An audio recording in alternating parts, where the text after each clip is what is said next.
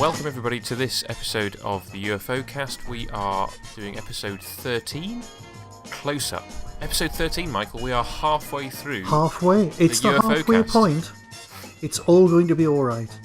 We are halfway. This is the point where if you are watching on the DVD box sets, this is the last one of the first half, and then you'll flip over to the second box next week. If you're on Blu-ray, then obviously it's all in the same set.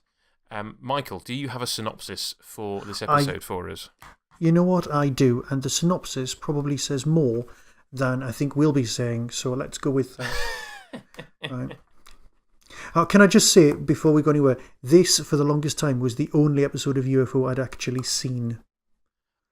So I think this was it, but we'll discuss that in a moment. Okay, here we go with the synopsis. An operation is launched to photograph the aliens' home planet by having an extremely powerful, accurate telescope track a UFO as it leaves Earth and goes home. But a shadow scientist with a different project involving microphotography has been refused funding that has been used for the telescope. By a cunning maneuver, he gets a chance to show some new data to Straker, who's enthralled. With the promise of his project would produce more of this fascinating information, the scientist at last gets a guarantee of money for his project. That is not how I remember the episode, even remotely. It's got some photography in it, but I would say... That places the episode firmly as being about Dr. Kelly, who I suppose is the... If you can say that there's a major guest star in the episode, it's him. But he's still in it for a very short space of time. Yeah, it's pivotal. I'll grant you that. But it is. Yeah, to be honest, that is the meat of the episode, because the episode spends a lot of time doing not very much. And that is a very nice way of putting it. And I think this. You know, I said when we did Ordeal, however many weeks ago that was, and that was by far and away the worst episode of UFO at that point.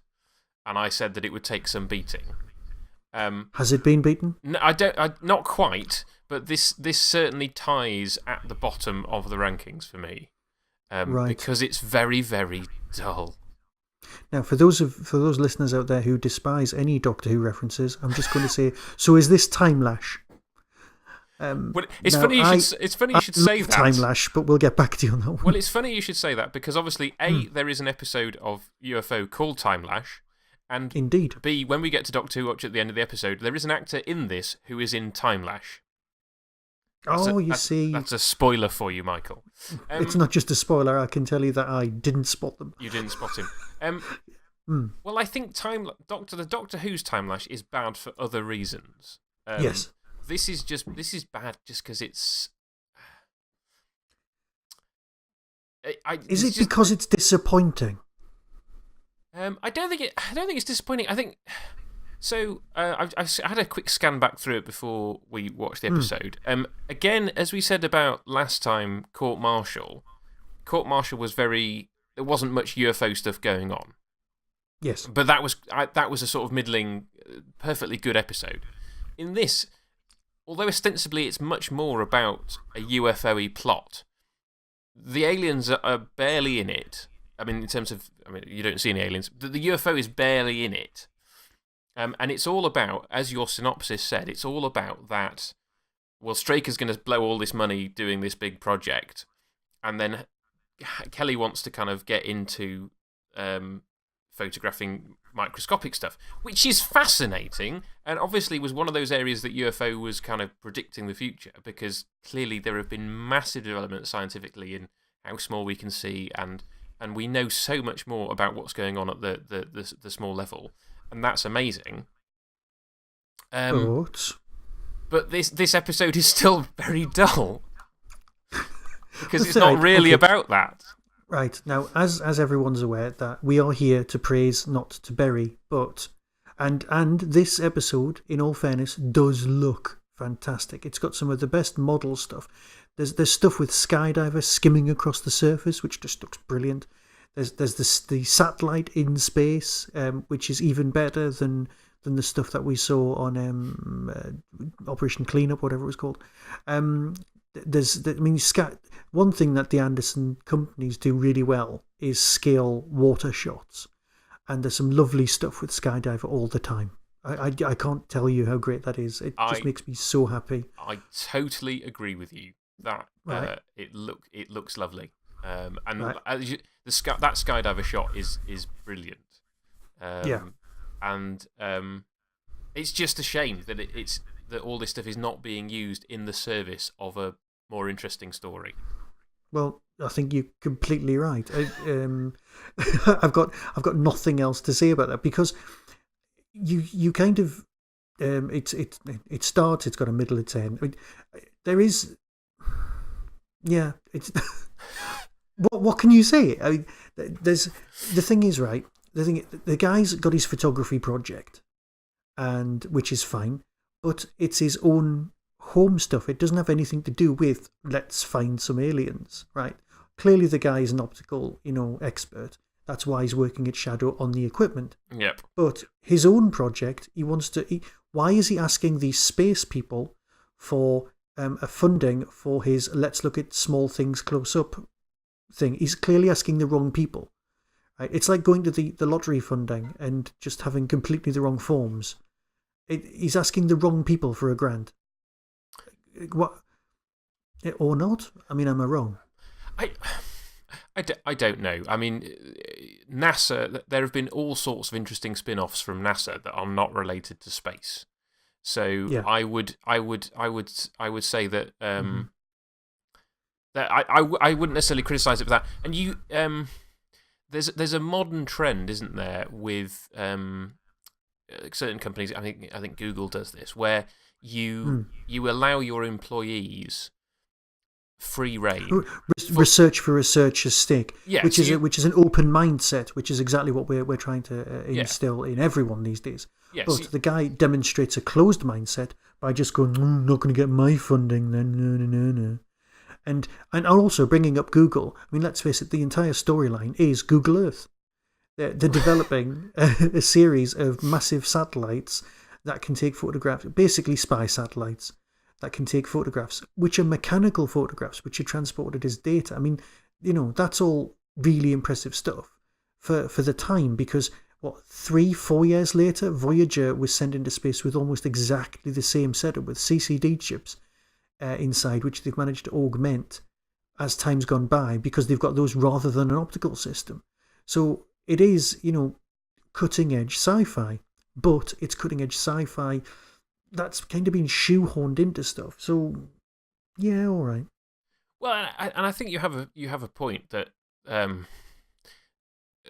something like this may well have played very differently with its audience at the time, because these things were new, and we are both, as we said before, we're both too young to have been there at the time.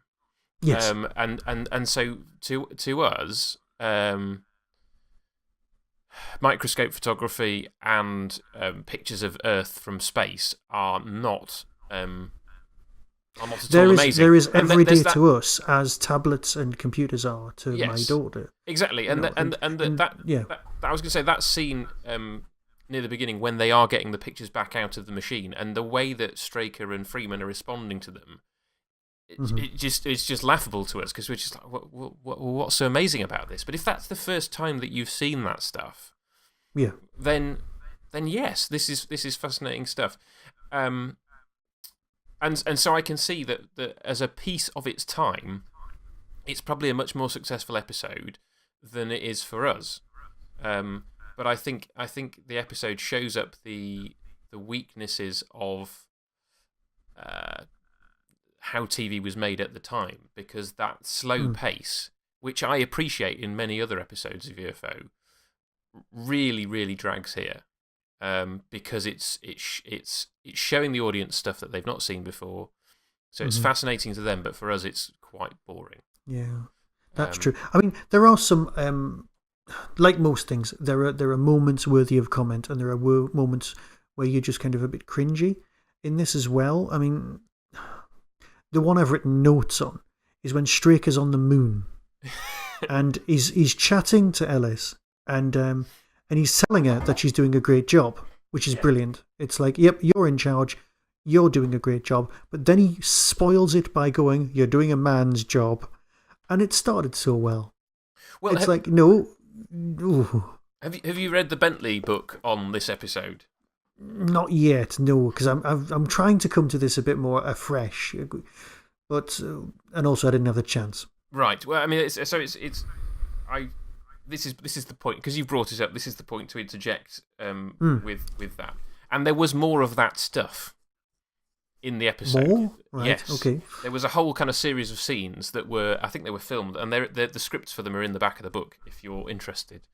I am. But there's a whole series of scenes showing her having to work that extra hard to prove herself because she's doing, quote unquote, a man's job. Yeah. It's one of those things where I go, well, part of me wishes that they hadn't cut that stuff and focused on that, because that's, in a sense, more interesting, but also at the same time, like you say, it's incredibly cringeworthy. Yeah. To us now. So I can understand the motivation, because it's that whole Ginger Rogers thing. It's like she was a better dancer than Fred Astaire because she did exactly the same as him, only backwards and in heels. So that is, but people just go, "Oh, Fred Astaire," and it's like, yeah, but so, and yes. You don't think about that as a rule, but it's what's happening. So yeah, she's there, she's on the moon, she's in a purple wig, she's having her chat with the boss, and the boss is you can imagine everyone else on the moon base just rolling their eyes in the other room, going, "Oh no." Yeah, apparently no. there was a scene of the others rolling their eyes. Apparently, you've predicted exactly. There was also something that I'd noticed more in this episode than I had before. Now, okay. I know it's because the guy's after funding, right? But, and I know this is in 1969 that it's made, but everyone's talking dollars. Yeah. There isn't a single mention of any other currency, like pounds or anything like that. No. Now, I know there's international funding involved, similarly with Confetti Check, you've got it all mentioning dollars, but with this, there's just no mention of pounds at all. And the place is definitely set in England, and it's an English bloke asking for funding. So are they implying that the pound just went and we'd end up with euro dollars, which is, I think, what was intended at the time? I think, yes, I think that is the intention. Which, again, is, I think we've talked about this before, is this whole idea of this show is being made for an American market. Yeah, and they'd get very upset if it was like, a pound of what? A pound of meat? Yes. Well, obviously Americans don't talk like that, which is fair enough. Oh, look, there's one woman in the astronomy meeting, and she's taking the notes. Yes. Yeah. Yeah. See, another thing that I didn't know from the Bentley book was that one of the commanders in Shadow was also the milk tray man. Now, do you remember the milk tray man at all? No. So this was revealed to me in the Bentley book as well. Right, because he's actually in one of the scenes. Yeah. Yes, and he's not the greatest of actors. I quite like his character, but he's somewhat nondescript. And then you read it and realise that the milk tray man had no dialogue, and he was purely in it for his look. He apparently made a lot of money and retired on it. He was the Colin Firth / Mr. Darcy of his day. It was really questionable advertising. I'm so glad they got phased out when they did, and I'm very glad that this man made enough money to retire on it, because they were basically a series of intruder James Bond style stunts where someone would break into some woman's house and like a stalker, and then leave her some chocolates and then leave. And that was the entire run of all of the adverts. They were like the opening scenes of a James Bond film, like some of the 70s ones with Roger Moore. They were just like a massive stunt followed by something else. And it was just nice to go, oh yeah, it's the milk tray man. And then I realised you might not know who that is because you might have missed out. Lucky for you. No, so basically, it's a whole series of adverts. I'm a little bit too young for the milk tray. Yeah. No, that's absolutely fine and completely understandable. So, right, here is the nubbin of the story. Right now, you and me are both reasonably qualified filmmakers. I've not done it for a long time, and I've forgotten quite a bit. You still do sort of serious video work as an actual career choice. Well done, you. Well, right. I wish I got to shoot drama. I mean, mostly I'm pointing a camera at somebody giving a talk. But to be fair, that is UFO. So, because as we know, this is a documentary about life in the 1980s. That is very true. Right. Yes. So, the whole denouement of the entire story is, we forgot to plug in the bit that says at the bottom of the metadata, whatever it's called. The metadata. No, yes, the metadata. Again, UFO predicts metadata for photographs. Fascinating. Yeah. Oh, and I'm just seeing the shot where the rocket takes off. Again, absolutely stunning piece of model work. It is. Apparently, it's it's the Bentley book saying that the whole that loads of them went over to watch a proper NASA launch.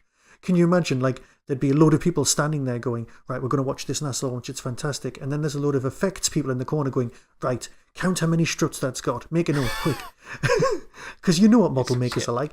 They'll just be sitting there going, right, make less fins. It's not Fireball XL5. Less fins, more pointy bits, and a bit of steam and smoke, and some fuel. Everything, because it is such a great shot. I mean, it's just as good as Doppelganger, and if not better. Yep. And it's a TV program. The one bit of that scene I don't like is the guy from one of the Thunderbirds voiceovers. It's not the guy. It's another automatic speech replacement thing. Quite clearly, because the guy doing the voice is not the same as the voice. And he says, instead of saying telemetry, he says telemetry, as in the band Telemetry. And so if you watch it, you're like, why is he saying it that way? Did no one have a chance to... Clearly the guy had never come across the word before. Or maybe they didn't know. Or they didn't know. It was written down by the author. And he went, well, I don't know. It sounds like telemetry. Oh, let's go with that. So from now on, I've got this urge to call it telemetry. So the whole plot revolves around a depth of field, focus, no metadata on the letters, so we don't know what the photograph is now. It's illustrated in a remarkably sexist let's do a close-up of a girl's thigh storyline, right? Which even when I was like 8 and I saw this on the TV, I was thinking, that's not very good. Right? It's like that's an overriding memory of this episode, the first time I ever saw it, of going, that's not right. And that's how it's demonstrated that, we don't know how close it is now. Yes, there's nothing to judge it against, which is how model making works on film. Mm-hmm. You don't know how big something really is, but you can make a pretty good guess. And also, you know the settings on the camera that you put in the first place, and you know what a planet looks like. So, and you've got shadows. I mean, people used to take photographs. That's how they discovered the V2s and the V1s, through aerial photography, which is basically a glorified version of this storyline. So I can see his argument saying, it's a bit out, we're not completely sure what we're looking at. But you know for a fact that the incredible camera wasn't set to take photographs of a microbe or a bit of pollen. Yes. So that's where the whole story falls down for me, and I can't let it go. I would say that that is one of the places that it falls down. There is another one. I would say a little more about that as well, in that, yes, the metadata may not have been recorded, but presumably a sequence would have been of things would have been programmed into it. Yes, good point. It's not like you've given a camera to your mum on holiday and just go, take whatever you want, and got the film back and then processed it. My God, how old am I? Film and processing. Exactly. So you'd presumably still go, okay, well, the pictures have come out in this order that they were shot in. We programmed it to photograph in this way, and then you could make some educated guesses as to what the metadata was. You can. The flip side of your argument, Michael, is to say, well, we have no context of what their planet's going to look like, and it could be truly, genuinely alien, and that actually making educated guesses about what things are is just very, very difficult.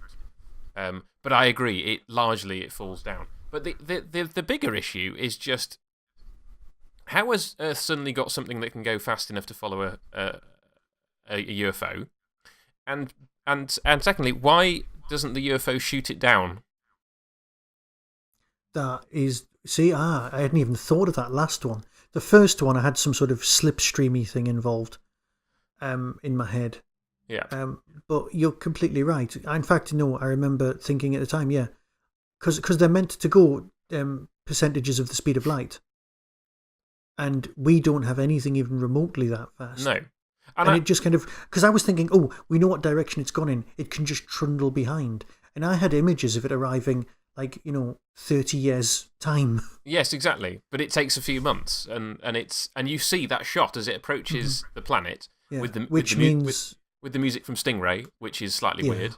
And it's clearly just been following it as you would follow somebody in a car. But I do have a solution to the problems, Michael. Tell me more, because I have a solution I have two possible solutions. One is that the aliens are fully aware of the plan and go along with it and deliberately interfere with the information being sent back. And that's why the metadata is not there, because the aliens have interfered.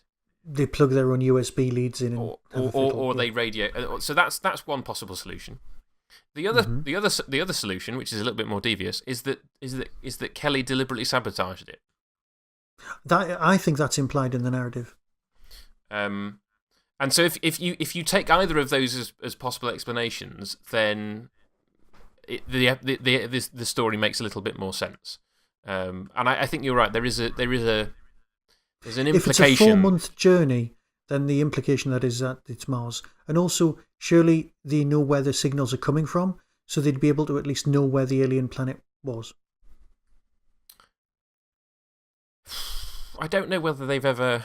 I think it isn't part of the problem of part of the episode is that they don't know where the alien planet is, and that's why they're sending a thing to follow it, follow a UFO. No, I think you're completely right, because let's face it, you're in space. I mean, if you're in... Because on TV shows, in cop dramas, when there's a vehicle behind you, they all go, "We're being followed," and somebody who's smarter goes, "We've been followed for the last hour," and you just go, "Hadn't noticed." Right? Do you ever think while you're driving, "I'm being followed"? Does that even come into your head, or do you just think, "Oh my God, there are some mental drivers. Why did that Audi overtake me at 120?" You think stuff like that. I occasionally think, does the person in front think I'm following them because I happen to be going in exactly the same direction? And I get relieved when they turn off and go their own way. And I'm like, no, I'm carrying on with my journey. I wasn't following you. Maybe that's just me. You're saying it as if you had to convince yourself that you weren't following them. Well, I know I'm not following them, but they might not think that. Well, yes. I think you've won Weirdo of the Day between the two of us on that one, because that is an odd way of thinking. But I can see where you come from. So anyway, right, there's this flying saucer and it's in space, and at no point, you're right, does it look behind itself and go, "I think we're being followed." Why? What makes you think that? Well, there's actually something behind us, and there's nothing else for millions of miles, and it's been behind us for ages. Keep going, he might turn off. Yes. You can imagine the conversation inside the flying saucer. There is also the whole thing of they detonate their bombs specifically to scare the UFO off and get it to fly back home, right? Yeah. And I just kind of go, well, this UFO has spent a long time getting to Earth to do its landing, kidnapping, mutilation. That's what the UFOs come for. Why doesn't it go out a bit, stop, and come back? That's true. So the only thing that really makes sense is that the aliens are in on this. Or, no, not in on it. The aliens know what's going on. The aliens are manipulating and deliberately allow this to happen, to waste shadow resources, and then to go, ha ha ha ha ha, you didn't get any useful pictures. It would be a brilliant thing. What they do is, because imagine it's a slightly damaged UFO. It flies to Mars, which is admittedly 4 months away, hangs around, messes with the metadata as well, and then goes, "Right, lads, you can come and pick me up on my damaged ship." Yes, that's the thing. We don't even know whether it's the aliens' home planet. We just know that it's the planet that this UFO has flown to with the thing in tow. Yeah. That would be the much more interesting, for me, if the Denouement was more explicit about that and went, "Ah ha ha, we got defeated by the..." Yes. Which is kind of it's what Captain Scarlet does with the crystal thing, where there's that couple of episodes where they go to the moon, get the crystal, from the Mistron complex on the moon, blow it up, and they think, oh, we've got this way to communicate with the Mistrons, and the Mistrons are just like, ha ha ha, we're just going to blow it up. And you're not going to get anywhere with peace. This episode feels like this could have been the Aliens kind of version of that, where they're like, well, we're gonna let you follow us and have some advance, and then we're gonna kind of pull the rug out from under you at the end. And then the answer is no. We just get this scene at the end where Straker's like, oh yes, my whole project was a waste of time. Let's invest in this microscope stuff. But can I just say, right? There's the one scene that's stuck in my craw is when the guy who's assisting the photographer expert says, "Can I borrow a pen?" And then he does the most sarcastic, "I'll just write you that check out then." And I was like, "What? I've worked with you for months. Why are you being nasty? Why would you do that? I'm a perfectly nice bloke. You're just out to upset me." Well, I don't know. Maybe it's banter. It could just be banter. They've worked together closely. Banter's a terrible thing. I know it really is. There are people scarred by banter left, right, and centre. I'm not the biggest fan of banter. No. So that just upset me. But luckily, can I just say Keith Ford gets to visit the moon, so everything's all right. You're still on your yay for Keith Ford. Yay, Keith Ford. I'm going to get a Keith Ford T-shirt for ShadowCon. I'm pretty sure. I think we had a comment after our last episode saying that Keith Ford's the only character who's not a git, or something to that effect. I think that is yay, Keith Ford. Or just Keith Ford rocks. That's all we need. Yeah. We should have one of those websites where we can sell T-shirts that just say that, because that would be the biggest fan. If somebody was out wearing a Keith Ford rocks T-shirt and somebody else recognised them, they'd be friends for life. You know that Clayton Hickman does all those kind of weird obscure Doctor Who T-shirts on Redbubble. Exactly, they are lovely. They are. I've got a mug with which one? I've got the Time Meddler mug with the list of the to-do list. Yeah. Yes. Anyway, nice. Apologies to all of you who hate Doctor Who. Oh, you know what? It's fine. People know who we are. Yeah, they do. It's fine. What was I saying? Oh yeah. So yes, if we set up a Redbubble store for obscure UFO things. I mean, UFO is obviously much more obscure anyway to start with. True. But we could have, I don't know. And you know what? I'm going to have a think, and I'm going to come back in a couple of episodes' time with a list. I so am, and if I don't, you can scold me because yeah. Well, you'd need one with the shop from last episode. The guy who's kind of building the espionage equipment. And you'd be like, Singleton's, whatever it is. That would people even we wouldn't get that. That's just right. So time is short for us. So do we have anything else to say before we go into our? No. Well, Anderson, you said there was someone from Time Lash, and I know for a fact that there's someone from Doctor Who that everyone should spot. Oh, well, I'm glad you spotted him. Yes. Yes. Well, let's dive straight in. Let's go for it. So we start with Anderson Watch. Yes. And we have Alan Tucker, who we've done before, playing his third character in UFO, back from the dead because he died in his second episode. So if you want to hear about Alan Tucker, go back to Conflict or the Dalatek Affair. But we have two people for Anderson Watch, and the second of those leads us into Doctor Who Watch. So we will start. Lay it on me. We'll start with Bob Sherman, who was one of the launch control operatives in that scene. We were talking about. Was he the voice that was clearly from Thunderbirds, but it was somebody else's acting? I don't know, but I can tell you that he appeared uncredited in an episode of Space 1999. Right. Can I just say I have received a text message in the last couple of days from Tim, from Tim's Take On, and he said he really hopes that after we finish this that we do Space 1999. So I don't know what we did in a former life to deserve that, but he was saying how much he enjoyed this. Well, we inspired him to buy the DVD for Christmas. I know we did. We got him to watch. So I'm glad you're listening, Tim. Hello. I mean, what we do next, we haven't decided yet, have we, Michael? So well, we're only halfway through this, and if we make it to the end, it'll be an absolute miracle. Yes, given how things have gone this far. Indeed. But yes, I mean, I would love to do Space 1999 because I hear it's very good, or at least the first series is supposed to be very good. Or some people say that the two series are just different, and they're both. It's both very good and remarkably bad at the same time. Yes, it's a thing of its own doing. It is its own creature. And you're right. Series 1 and Series 2 they're not so subtly different. Yes, but it does have one of the greatest theme tunes of all time. Oh, it does. It does.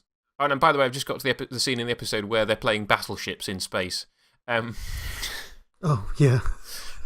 But let's move on with Anderson Watch. So there's another Anderson Watch, yes. There's another Anderson Watch, and this leads into, because this is the person who was in Doctor Who and in another Jerry Anderson show apart from this episode. So it's Dr. Kelly, played by Neil Hallett, and he appeared in an episode of The Protectors. So that's his other Anderson appearance. Now, can I just say, also, I've been watching The Protectors, and I'm seeing so many people from this programme. Like, it's ridiculous. Well, I mean, I suppose they were shot in reasonably the same era. What was it? The Protectors was a couple of years later, I believe. If that. Yeah. So Neil Hallett, Dr. Kelly, so the guy we've been talking about, who's the microscope photography dude. I've already told you which Doctor Who story he was in. Yes. Was he the first mail-in? He was the first mail-in. Well done. Yes. No. There's a reason. Time Lash was the first Doctor Who story that I ever recorded onto Betamax video, because we got a Betamax recorder. And I recorded that one, and then the following one was the Dalek story, and then Doctor Who was off for 18 months. So for 18 months, all I had to watch was Time Lash and a Dalek story, back to back. So those two stories are etched into my head, something rotten. I adore Time Lash, and nobody else does. Right, for that reason, because I watched it on a loop. So you're saying that the first and only episode of UFO you watched for ages is this one, which has Neil Hallett in, and the first episode of Doctor Who that you recorded on Betamax was Time Lapse, which has Neil Hallett in. Yes. So clearly it's all about him. Although he doesn't last very long in Time Lash, does he? No, not at all. He gets bumped off by the Borad and replaced by Avon from Blake 7. Avon from Blake 7, whose name has completely escaped me right now. Paul Darrow. But that's only because recently I've been listening to his biography, which is absolutely brilliant. Oh, and wouldn't it have been lovely if he'd been in UFO? Well, I'm guessing he isn't. I don't think he is. I've completely forgotten if he is. Well, hang on. This is around the same time as he was appearing as third unit soldier on the left who gets killed in episode 1 of The Cave Monsters, or whatever you want to call it. No, he makes it most of the way through the story before he gets bumped off. Well, he actually has a name. Yeah, Captain such and such, yes. Yeah, I can't remember what it is. He is captain. He is a captain. I remember he's that. Basically, because they basically had a season of prototype Captain Yates, and he's the second one. So, before we wrap up, we've got two more people. There is no Paul Darrow. Yeah. No, there's no Paul Darrow. We're just talking about Paul Darrow in a UFO podcast. There's two more Doctor Who people. You've already alluded to one of them. We'll deal with him last. Okay. But we have another one, also from the Colin Baker era of Doctor Who, who I didn't spot. And then when I went back and watched the episode, I was like, oh, yes, of course it's him. Did you spot anybody else from a Colin Baker era Doctor Who episode? Not yet. Whereabouts am I looking? Oh, it's right at the beginning. It's sort of within the first sort of 5-10 minutes. Okay, no, absolutely so not. he's at the tracking station at the beginning where they're downloading the pictures. Right. James Beckett played Dr. Young, and he was Payne in Attack of the Cybermen, who, if you recall, is the first one of the criminals to get bumped off by the Cybermen in the sewers. Got you. Yes. With the Tetley T Yorkshireman, yes, the wrestler. yes.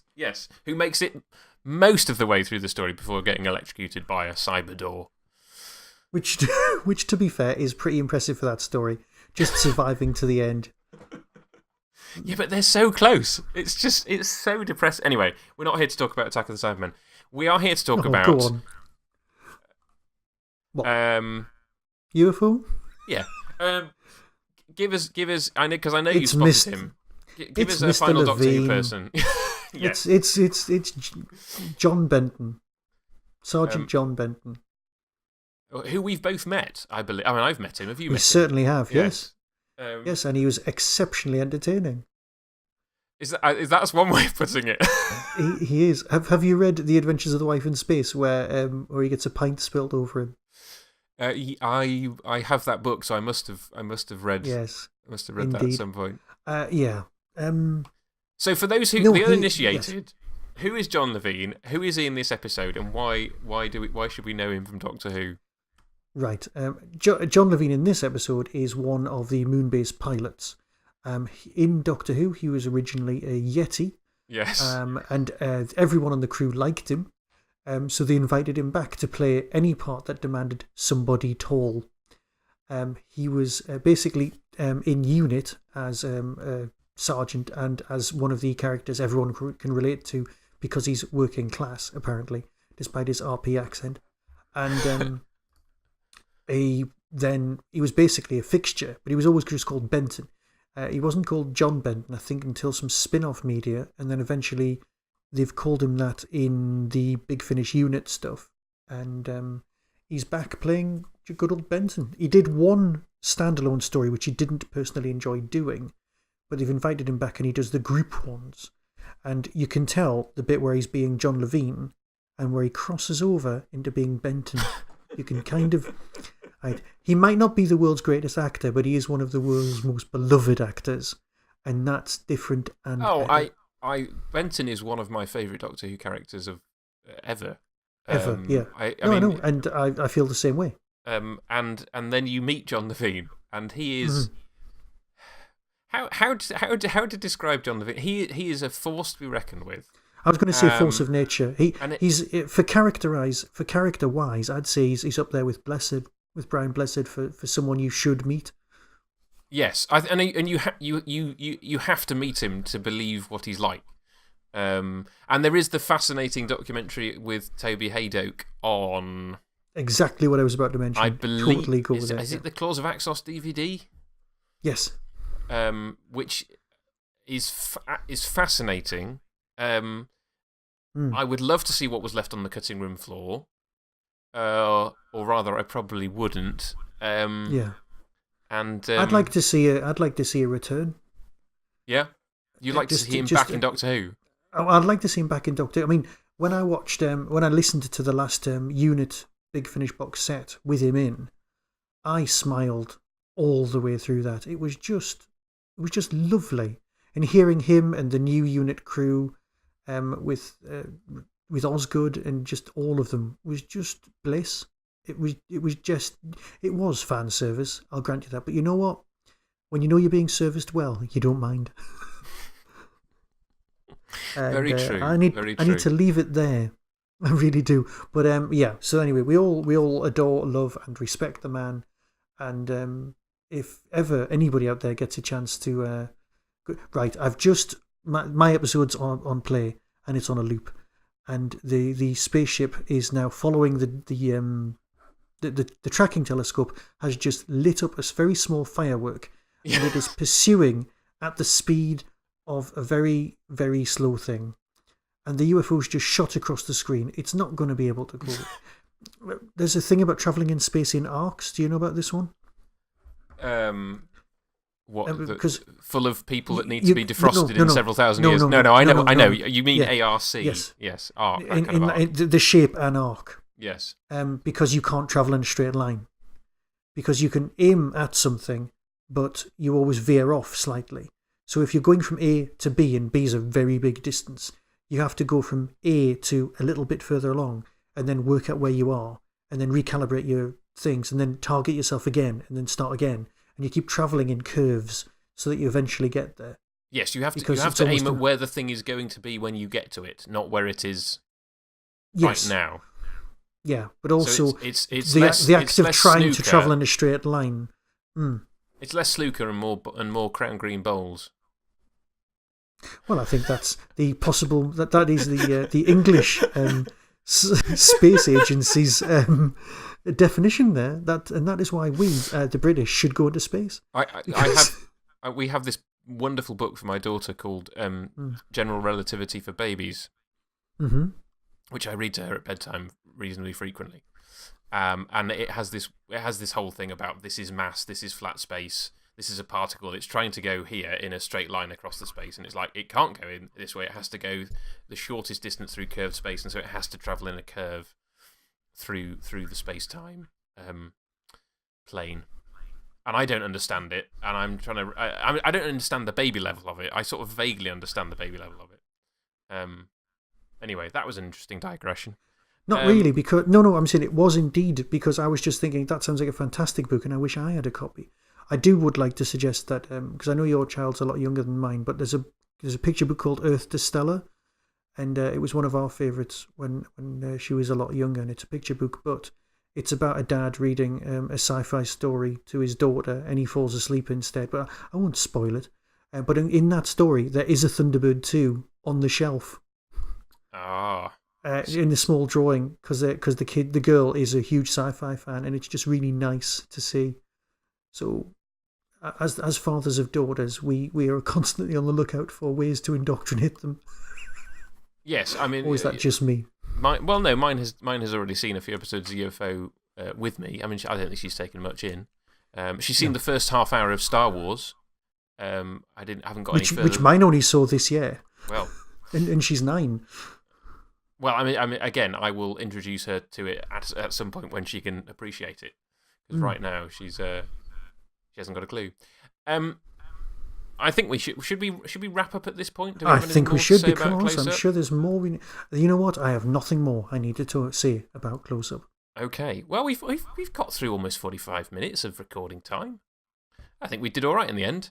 Next week, what will we be looking at, Michael? Next week is the remarkably good, or bad, depending on your point of view, Confetti Check A-OK. And until then, be seeing you. Be seeing you. You have been listening to the UFOcast with me, Luke, from Tmudwup. And me, Michael, from the Tin Dog Podcast. Please get in touch with the show. Let us know what you think and any feedback you might have at ufocast@yahoo.com. Or on Twitter at UFO_cast. Available on Stitcher and iTunes.